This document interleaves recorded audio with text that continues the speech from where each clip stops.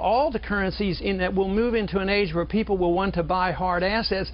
And I think that's already starting. You know, people say that the housing boom is back again, but maybe it might be that people are just losing confidence in the paper money. So they're going into hard assets that like we housing. Can't predict.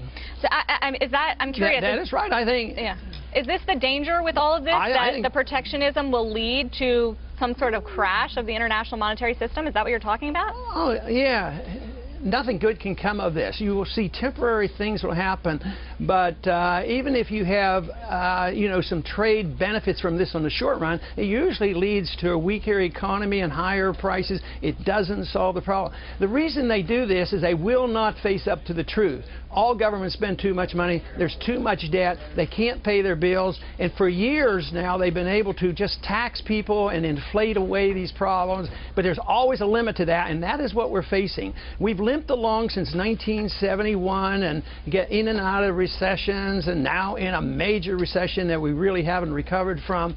So we're at a point where all they have left is more debt, more printing money, more government, and we're nearing the end of it, and they won't admit the truth, because what politician will actually vote to cut something? Even the talk of cutting something in Washington is not a cut. It's always just slight decreases of proposed increases in a baseline budget. So they're living with their head in the sand until this whole thing comes down on us, and a trade war through currency devaluations is very, very dangerous. Absolutely, and we're not anywhere near what you're talking about, deserting the fiat currency system. So now that we're here, what would you like to see out of, say, a new Treasury Secretary, Jack Lew?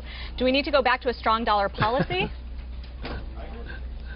Well, we don't need to design a policy by an intervener. If you say he should have a strong dollar policy, that means he should intervene the markets and try to prop up the dollar and whatnot. You should have a strong dollar policy by defining it. We can't even define what a dollar is. I think you should have a definition of a dollar, and it would be strong and overall long term. You know, a strong dollar is good. Why would we want to purposely devalue a currency? Our dollar's worth 2 cents on the dollar from 1913. To devaluate the dollar, you hurt people, you hurt savers, cost of living goes up, and there's no value to this. If you have a strong dollar, it means you can get more for your money. But to deliberately devalue your dollar and have a weak dollar is so damaging to the middle class and the poor, no matter what kind of welfare programs you have or Social Security beneficiaries. No matter what you give them, if you lose purchasing power by devaluing currencies in a trade war, then it cancels out all the benefits you think you're getting. But do you really think that this administration and this Federal Reserve is purposely trying to devalue the dollar?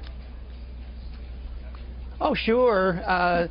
They would not admit that they're purposely trying to hurt people. No, because they accept a different philosophy completely from the sound money people and the Austrian economists. They believe that debt is not a big problem. Just listen to Paul Krugman. I mean, debt's is not a problem, and you worry too much. What you have to have is spending, and just print more money, and everybody would spend money. It would be all right. But now, everybody, you know, interest rates are so low. If that were the case, why wouldn't the problems have been solved in Zimbabwe by devaluation and spending a lot of money? It leads to trouble at different speeds for different countries. Yes, but we have learned from history that the gold standard, just to play devil's advocate here, has not immunized us from financial crisis.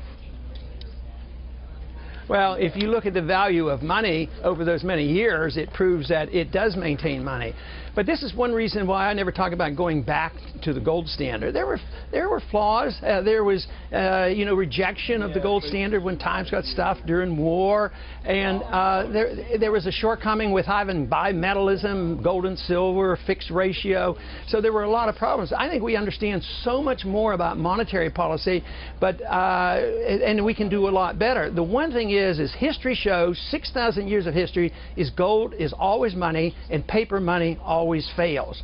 Now, that if you don't accept that and you think, oh no, we just have to have wiser Federal Reserve board members and we have to have a wise Secretary of the Treasury and we can solve all these problems through central economic planning, through manipulation of money and credit, I mean, that's a different philosophy entirely, and I totally reject it. I think free markets are what we want, and we want We want interest rates set by the market, not by the Federal Reserve. That's price fixing at its worst, because the money and the interest rates it represents 1/2 of every transaction. So that's central economic planning that I don't like and free market people don't like, and we're convinced it does not work. All right, the end of paper currencies. Dr. Ron Paul, great to see you. Thank you so much for joining us.